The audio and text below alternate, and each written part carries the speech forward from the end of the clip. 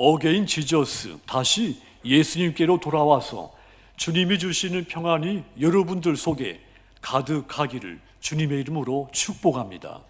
자, 지난 한 주간 동안에는 다비다라고 하는 이 여제자의 믿음을 본받아서 구제와 또 사랑과 내 목숨조차도 복음의 도구로 삼고 사셨다면, 이번 주에는 내 안에 있는 담을 뛰어넘고 타인의 적개심도 뛰어넘고 오직 하나님의 은혜를 간절히 사모하셔서 하나님이 주시는 복을 가득히 누리게 되시기를 주님의 이름으로 축원합니다. 하나님은 모든 인생들에게 복 주시기를 기뻐하시는 분입니다.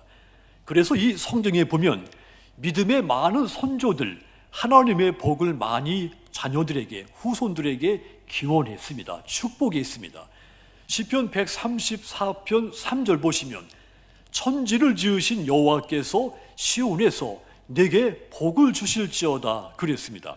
이 시인이 고백한 대로 창조주 하나님이 너에게 복 주시기를 원한다, 축복을 한 겁니다. 룻기서 2장 4절도 보시면 마침 보아스가 베들레헴에서부터 와서 베는 자들에게 이르되 여호와께서 너희와 함께 하시기를 원하노라 하니 그들이 대답하되 여호와께서 당신에게 복 주시기를 원하나이다.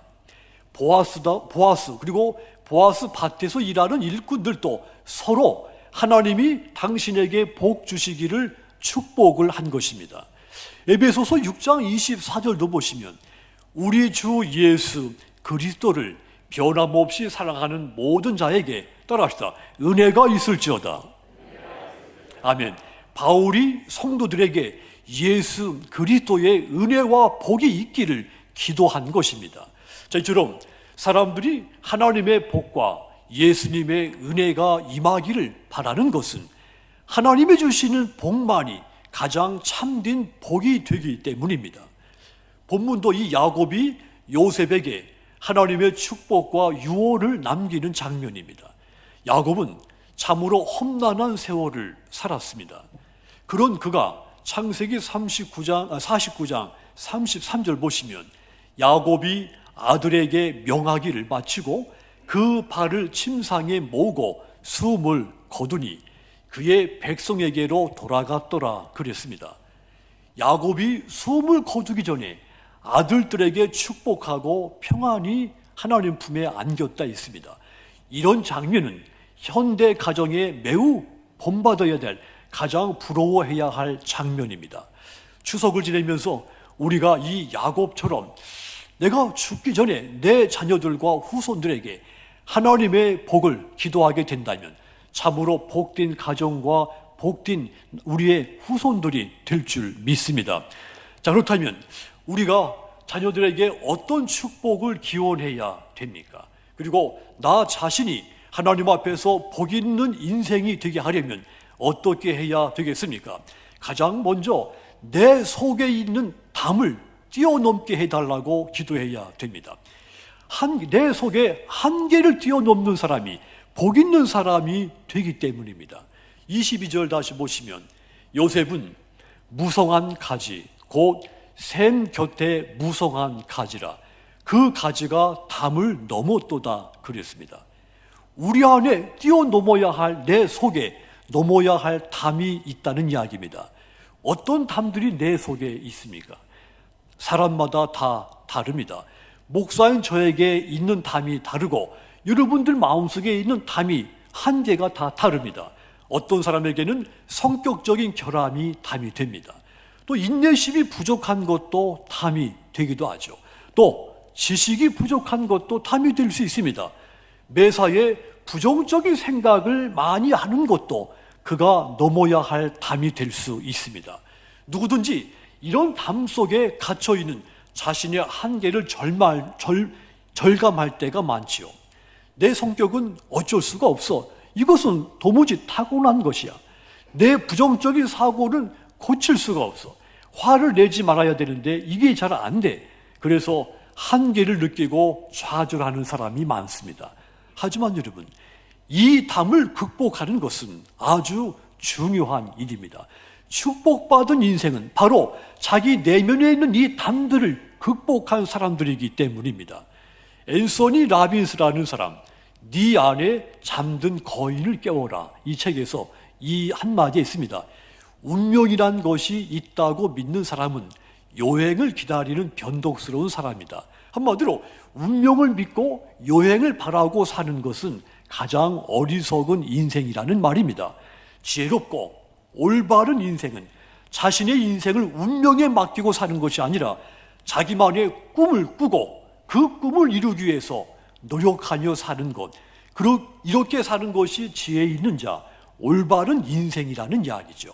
하지만 여러분, 인생이 그렇게 쉽게 사라지지가 않습니다. 많은 사람들은 자신의 꿈을 이루는 그 과정 속에서 수많은 좌절을 겪습니다. 하지만 이 요셉을 보십시오. 요셉의 인생에도 수많은 담들이 그 내면에 넘어야 할 한계들이 많이 있었습니다. 자, 그런데 22절을 쉬운 성경으로 보면 이렇습니다. 요셉은 열매를 많이 맺는 포도나무와 같고 샘물가에 자라는 풍성한 포도 덩쿨과 같고 담 위에 가지가 무성한 포도나무와 같다 그랬습니다. 내면 속에 또 그 요셉의 인생의 그 겉으로도 수많은 담들, 한계들이 많이 있었지만 결국 요셉의 인생을 한마디로 정리하면 이렇게 샘 곁에 무성한 나무와 같이 풍요로운 인생이, 복 있는 인생이 되었다 그 말입니다. 아무리 담이 가로막고 있어도 가지가 무성해지면 그 가지는 담을 넘게 마련입니다. 이 말씀은 담이 중요한 것이 아니라는 뜻입니다. 담은 주목할 것이 아니라는 이야기입니다. 내가 얼마나 이 무성한 나무 가지처럼 뻗어 나갈 수 있느냐 하는 것이 더 중요한 것입니다. 이 말씀은 곧 내 안에 극복해야 할 담에 집중하지 말고 몰두하지 말고 그 담을 뛰어넘도록 노력하라는 말입니다. 그런데 여러분, 내 힘과 내 지식과 내 삶에 살아온 경험 가지고는 내 안에 있는 이 담을 뛰어넘을 수가 없습니다. 인간이 넘어설 수 없는 담들이 너무도 많기 때문입니다. 그렇다면 여러분, 우리가 어떻게 해야 내 안에 있는 이 담을 뛰어넘을 수 있습니까? 어떻게 해야 내가 이 담을 뛰어넘어서 내 인생이 마치 샘 곁에 있는 무성한 나무같이 될 수가 있겠습니까? 시편 1편 2절과 3절에 그 답이 있습니다. 보시면 오직 여호와의 율법을 즐거워하여 그의 율법을 주야로 묵상하는도다. 그는 시냇가에 심은 나무가 철을 따라 열매를 맺으며 그 잎사귀가 마르지 아니함 같으니 그가 하는 모든 일이 다 형통하리로다 그랬습니다. 어떤 사람이 형통하다 했습니까? 하나님의 말씀을 즐거워해서 밤낮으로 그 말씀을 묵상하는 사람, 그 사람이 하는 모든 일들이 다 형통하다고 했습니다. 형통은 복을 받은 상태입니다. 자신의 한계, 자신 속에 있는 담을 뛰어넘어 샘 곁에 있는 무성한 나무 가지처럼 되어 있는 인생, 그것이 바로 하나님이 복 주신 인생의 상태인 겁니다. 사람들은 이 헬렌 켈러에 대해서 20세기 기적이라고 말을 하죠. 사실 그녀의 인생은 기적 같은 인생입니다. 자, 그런데 이 헬렌 켈러는 우리가 상상하는 것 같이 거창한 사고방식을 가진 것이 아닙니다. 그가 가장 많이 한 말이 이겁니다. 나에게 잃어버린 세계를 되찾게 한 것은 책의 힘입니다. 그 중에서도 내가 가장 애독하는 것은 성경입니다. 나는 어린 소녀 시절부터 언제나 용기와 기쁨을 얻기 위해 성경을 읽었습니다. 나는 하도 많이 읽어서 어떤 부분은 글자, 그러니까 이분은 앞을 못 봤으니까 점자죠. 이 점자가 문드러져 나갈 정도였습니다. 그것은 내 손가락 끝에서 점자가 닮았기 때문입니다. 성경은 나의 전 생애의 지침이 되고 위안이 되었습니다. 삼중고를 짊어진 나에게 불굴의 정신을 갖게 만든 것이 성경이었습니다. 나는 날마다 성경을 읽을 때마다 기력을 새롭게 회복하고 포부를 확대해 나갔습니다. 하나님의 말씀이 그녀 안에 있는 모든 담을 극복하게 만들어 준 겁니다. 그래서 그녀의 인생, 가장 불행했어야 할 인생이 가장 복된 인생이 된 것입니다. 마치 샘 곁에 있는 무성한 나무같이 풍요로운 인생이 된 것입니다. 며칠 전에 영국의 여왕이 서거했습니다. 영국은 오랫동안 세계 여러 나라 식민 지배하면서 해가 지지 않는 나라, 이런 별칭도 얻은 나라였습니다. 자, 그런데 영국의 역사를 보면 하나님의 말씀이, 영국이 국가적으로 하나님의 말씀을 인정할 때 그때마다 영국의 위상이 높아져 갔습니다. 그 첫 번째 시기를 보면 알프레드 대왕 통치 기간에 성경의 일부를 번역하기 시작했죠. 국가적으로 말입니다. 이때 영국이 미개, 분열, 무지에서 통일된 나라, 문명국으로 발돋움하기 시작했습니다. 또 두 번째 시기를 보면 엘리자베스 여왕 1세 통치 기간에 이 성경을 공식적으로 전국에 반포를 했습니다. 이때 영국이 처음으로 세계 강대국의 반열에 올라선 시기입니다. 세 번째 시기를 보면 빅토리아 여왕 통치 시기죠. 국력이 세계로 뻗어나갔습니다. 수많은 곳에 식민지를 개척해서 영토가 세계 넓은 곳으로 퍼졌습니다. 하루 종일 해가 지지 않는 나라, 최고의 절정에 오른 시기였죠. 주변에 외국의 왕들 또 사절단들이 이 여왕을 찾아와서 물었습니다. 어떻게 영국이 이토록 위대한 제국이 될 수가 있었습니까? 그랬더니 이 빅토리아 여왕이 성경을 가리키면서 이 하나님의 말씀이 우리 영국을 이토록 위대하게 만들었습니다. 서슴없이 고백을 했다는 말입니다. 여러분, 개인이나 국가가 담을 뛰어넘어 마치 샘 곁에 있는 무성한 나무 가지처럼 되는 것, 우리 안에 있지 않습니다. 우리의 지식과 우리의 그 자원에 있지 않습니다. 성경 속에, 하나님의 말씀 속에 있는 겁니다. 그렇습니다. 인간이 자신의 한계를 극복하고 복된 인생이 될 수 있는 것은 전적으로 하나님의 말씀에 있는 겁니다. 요셉의 인생에는 수많은 담이 있었다고 했습니다. 하지만 이 요셉, 그 담을 바라보면서 절망하지 않았습니다. 요셉은 오직 그 절망스러운 상황에서 하나님께 시선을 고정했습니다. 하나님이 약속한 말씀을 생각하고 또 묵상하고 붙잡고 의지했습니다. 하나님은 이런 요셉과 함께 하신 것입니다. 해서 담을 훌쩍 뛰어넘는 복된 인생이 되게 만들어준 겁니다. 그러므로 여러분, 추석 명절을 맞이해서 여러분과 여러분의 자녀들이 하나님의 말씀을 즐거워하며 주야로 묵상하는 가정이 되기를 부탁을 드립니다. 하여 여러분과 여러분의 자녀들이 담을 뛰어넘고 한계를 극복하여 하나님이 주신 복으로 무성한 나무 가지처럼 되기를 주님의 이름으로 축원합니다. 또한 우리가 어떻게 해야 하나님 앞에 복된 인생, 복된 가정이 될 수 있습니까? 내 안에 담을 넘었다면 이제는 다른 사람이 나를 싫어하고 나에 대해서 적개심을 갖고 있는 것, 그 담도 뛰어넘어야 됩니다. 여러분과 여러분의 자녀들이 타인의 적개심을 극복하게 해달라고 기도하시기를 바랍니다. 타인의 적개심을 극복한 사람이 마침내 복 있는 인생이 될 수가 있기 때문입니다. 23절 보시면 활 쏘는 자가 그를 학대하며 적개심을 가지고 그를 쏘았으나 그랬습니다. 누구에게나 활 쏘는 자처럼 내 마음에 화살을 꽂는 사람들이 있습니다. 그들이 나를 학대하고 나에게 적개심을 드러냅니다. 이것이 인생입니다. 이런 일들은 얼마든지 보편적으로 일어나는 일들이죠. 이런 일들을 겪을 때마다 많은 사람들이 고통스러워합니다. 그런데 여러분, 이 담을 극복하고 뛰어넘어야 됩니다. 레인맨이라고 하는 영화, 모든 사람들이 이 영화 만들 때 실패할 거라고 생각을 했죠. 영화 내용과 그 화면이 처음부터 마지막까지 자동차 안에서 두 남자가, 그것도 자폐증을 앓고 있는 두 남자 형제가 이야기하는 겁니다. 끝날 때까지 그런 장면입니다. 모든 사람들이 말했죠. 누가 이런 영화를 봅니까? 그래서 이 영화가 다 만들어질 때까지 감독이 중도에 5명이나 교체가 되기까지 했죠. 그런데 이 영화가 끝까지 만들어졌습니다. 이 영화를 통해 인간과 세상에 대한 적개심을 어떻게 극복할 것인가, 이 문제를 들려주고 싶었던 것이죠. 세상을 향해서 말입니다.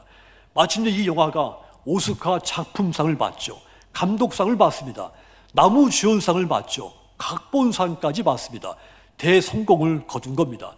타인의 적개심을 극복하는 이 이야기가 수많은 사람들에게 아주 큰 감동을 준 겁니다. 영화의 화면, 이 처음부터 끝까지 단조롭기가 이루 말할 수 없었는데 거창하고 화려한 화면보다 더 큰 감동의 물결을 일으켜낸 겁니다. 여러분, 타인의 적개심과 분노를 극복하는 것이 진정으로 위대한 힘이 되는 겁니다. 자, 그런데 이것이 어떻게 가능할까요? 저가 나를 미워하지만 내가 저를 용서하고 품어야지, 내가 노력하면 되지, 내가 노력하면 될까요? 그렇지 않습니다. 본문 24절을 보십시오. 요셉의 활은 도리어 굳세며 그의 팔은 힘이 있으니 이는 야곱의 전능자 이스라엘의 반석인 목자의 손을 힘입음이라 그랬습니다. 요셉의 활과 팔과 힘이 요셉을 대적하는 사람들의 활과 팔과 힘보다 더 강하고 굳센 힘을 가지고 있다고 했습니다. 왜냐하면 요셉의 활과 팔과 힘이 전능자이신 하나님에게서 나온 것이기 때문이었다 그랬습니다. 그래서 요셉을 대적하는 사람들이 그 어떤 조롱으로 요셉을 상처 주고 적개심을 품어도 요셉이 그것들로 인해서 상처받지를 않은 겁니다. 그런데 여러분, 자기 자신이 상처받지 않는 것도 강한 자의 모습이지만 반대로 요셉이 정말 강한 자인 것은 대적자들, 이 자기 자신을 요셉을 적개심을 품고 조롱하고 비판하고 미워하지만 그들을 품고 용서했습니다. 이 모습 또한 요셉이 강자인 것을 보여준 것입니다. 세상에서는 나를 싫어하는 사람을 포용하고 용서하고 사랑하는 사람을 바보 같다고 말합니다. 자, 그런데 여러분, 마태복음 18장 22절을 보십시오. 예수께서 이르시되 네게 이르노니 7번뿐 아니라 7번을 70번까지라도 할지니라. 예수님께서 제자들에게 너희가 타인의 적개심을 받는다 할지라도 수를 세지 말고 끝까지 품고 용서하라고 하신 겁니다. 예수님은 우리의 죄를 용서하시기 위해서 십자가를 지신 분이십니다. 예수님을 부인하고 예수님을 거역한 우리에게 적개심을 품지 않고 용서하신 분이십니다. 예수님의 이러한 사랑을 깨닫게 되면 나를 향해서 날아오는 이 타인의 적개심, 우리도 능히 극복할 수, 뛰어넘을 수 있는 겁니다. 전능하신 하나님이 주시는 이 사랑의 힘으로 충만해져 있으면 요셉과 같이 누군가가 쏘는 화살에 상처 입지 않을 수 있습니다. 이 요셉의 형들은 요셉에 대한 적개심이 아주 컸습니다. 하지만 이 요셉은 형들에게 왜 그랬느냐고 묻지 않았습니다. 보복하지도 않았습니다. 조건이 없이 이 형들을 포용하고 용서했습니다. 어떻게 이런 일이 가능했을까요? 창세기 5장 19절 보시면 요셉이 그들에게 이르되 두려워 마소서 내가 하나님을 대신하리이까 그랬습니다. 요셉이 나를 강하게 하신 분이 하나님이신 것을 확실하게 알았기 때문에 그 하나님으로 말미암아 타인의 모든 적개심을 떨쳐버리고 대신 품을 수가, 용서할 수가 있었던 겁니다.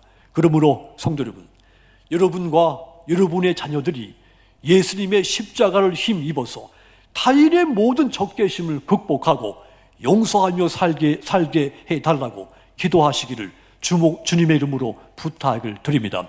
그리하여 여러분과 여러분의 자녀들, 후손들이 하나님이 주시는 복으로 가득한 가정, 인생들이 다 되시기를 주님의 이름으로 축원합니다. 또한 우리가 하나님 앞에 복 있는 인생이 되게 하려면 하나님의 은혜 간절히 사모하고 사모해야 됩니다. 예수 믿는 사람은 하나님으로부터 더 큰 은혜를 사모하는 사람들입니다. 그래서 여러분들은 여러분의 자녀들에게 하나님의 복과 은혜를 사모하도록 믿음으로 양육하고 가르쳐야 됩니다. 야곱은 길을 쓰고 자기의 형 에서에게서 하나님의 복을 뺏으려고 안간 힘을 쓴 사람이었죠. 야곱에게는 단점이 많은 사람이었습니다. 하지만 장점 한 가지가 있었습니다. 어느 누구보다도 하나님의 은혜와 복을 간절히 사모했다고 하는 장점이 있었습니다. 단점이 많았지만 이 장점 한 가지를 보시고 하나님이 이 야곱을 위대한 상속자가 되게 하신 겁니다. 그런데 에서는 하나님 장점이 많은 사람이었지만 하나님의 복을 가볍게 여겼습니다. 그래서 이 에서가 하나님의 복을 받아야 할 주인공인데도 불구하고 하나님의 은혜와 복에서 멀리 떨어져 나가게 되고 만 겁니다. 하나님의 은혜와 복은 사모하는 사람들의 것입니다. 야곱은 말년에 자기가 그토록 사모했던 하나님의 복을 자녀인 요셉도 누리게 되기를 간절히 축복을 해 줬습니다. 25절 다시 보시면 네 아버지의 하나님께로 말미암나니 그가 너를 도우실 것이요 전능자로 말미암나니 그가 내게 복을 주실 것이라. 위로 하늘의 복과 아래로 깊은 샘의 복과 젖먹이는 복과 태의 복이로다 했습니다. 야곱이 나를 도우시고 복 주신 하나님이 요셉을 돕고 복 주실 것을 확신하고 있었던 것이죠. 그래서 그가 내게 복을 주실 것이라고 축복을 한 겁니다. 그리고 26절도 이어서 보시면 네 아버지의 축복이 내 손주의 축복보다 나아서 영원한 산이 한없음 같이 이 축복이 요셉의 머리로 돌아오며 그 형제 중에 뛰어난 자의 정수리로 돌아오리로다 그랬습니다. 이 말씀을 보면 이 야곱이 수많은 선조들보다 하나님의 복을 간절히 사모했다고 하는 것을 알 수가 있습니다. 그 증거인 것이죠. 그리고 요셉에게도 하나님 자신이 간절히 사모했던 하나님의 그 은혜와 복, 요셉에게도 임하기를 확신을 갖고 축복을 해 준 겁니다. 믿음은 그냥 물려받은 것에 머물러 있어서는 안 됩니다. 더 크고 더 새로운 은혜를 끊임없이 사모해야 됩니다. 오늘 본문 더 커진 복이 요셉의 머리로 돌아올 것이라고 했습니다. 하나님의 은혜와 복은 사모하고 갈망하는 사람들의 것이라고 말씀을 드렸습니다. 과거에 받은 복과 은혜에 만족하고 있어서는 안 된다 했습니다. 왜냐하면 나에게 크신 하나님은 내 과거에 베푸신 그 어떤 복과 은혜보다 더 크고 더 큰 은혜를 주실 분이기 때문입니다. 사랑하는 성도 여러분, 시편 107편 9절 보시면 그가 사모하는 영혼에게 만족을 주시며 줄인 영혼에게 좋은 것으로 채워주심이로다 하고 했습니다. 이 시인의 고백 문자 그대로입니다. 하나님은 사모하는 영혼, 줄인 영혼에게 좋은 것으로 만족스럽게 채워주시는 분입니다. 그러므로 과거에 받은 복과 은혜에 만족하고 머물러 있지 말고 날마다 더 새롭게 더 크게 부어주실 그 은혜와 복을 사모하시기를 바랍니다. 하여 여러분과 여러분의 자녀들이 하나님 앞에서 이 믿음의 조상들처럼 복된 가정과 복된 인생들이 다 되시기를 주님의 이름으로 축원합니다. 사랑하는 성도 여러분, 하나님은 모든 인생에게 복과 은혜 주시기를 기뻐하시는 분이라고 했습니다. 하나님은 허물투성이 사람을 변화시켜서까지 복을 주신 분이었습니다. 오늘 말씀처럼 하나님의 말씀으로 내 안에 담을 뛰어넘고 예수님의 십자가 은혜로 타인의 적개심이라고 하는 이 담도 극복하시고 야곱처럼 하나님의 은혜를 간절히 사모하시기를 부탁드립니다.